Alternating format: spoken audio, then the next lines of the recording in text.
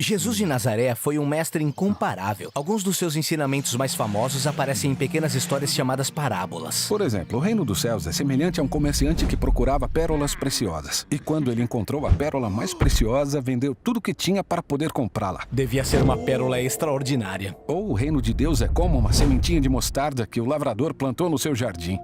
Ela cresceu e se tornou uma árvore imensa, e os pássaros pousavam nos seus ramos. Uau, que imagem linda! Mas o que significa? Exatamente. Jesus não conta parábolas para deixar tudo claro.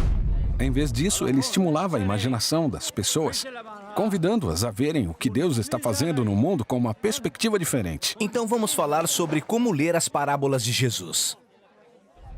Ao longo da história humana, muitos grandes mestres usaram histórias para ensinar valores morais, religião e filosofia aos seus alunos. Mas Jesus não usou parábolas para ensinar ideias abstratas religiosas ou ideais morais. Ele disse que as suas parábolas falavam sobre ele mesmo e a sua missão. A sua missão era anunciar que o reino de Deus estava chegando na terra assim como é no céu.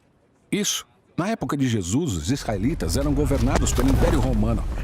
Mas as escrituras hebraicas prometiam que um dia o seu Deus viria como rei para governar o seu povo.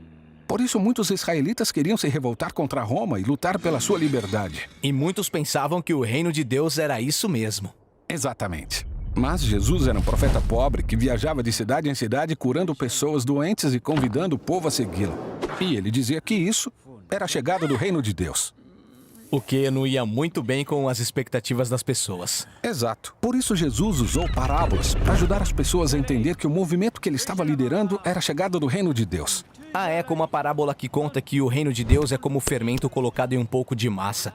Você pode não ver a sua influência, mas ele vai mudar tudo. Jesus também contou parábolas que mostravam que os valores do reino de Deus são totalmente opostos aos do mundo e que as pessoas menos importantes aos olhos do mundo são, de fato, as mais importantes para Deus, especialmente os pobres e desamparados.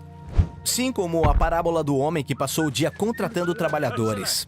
Alguns de manhã, outros de tarde, outros até quase no final do dia. E quando chegou a hora do pagamento, ele pagou a todos com o mesmo salário. Isso. Jesus está mostrando que dinheiro e status não são relevantes para um Deus que generosamente oferece misericórdia a todos.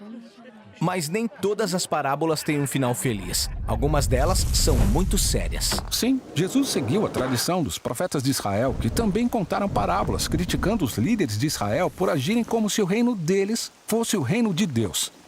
Assim, Jesus avisou os líderes da sua época que se não aceitassem a sua oferta do reino de Deus, eles seriam destruídos. Isso como a parábola do fazendeiro, que planta uma linda vinha e espera que ela dê fruto.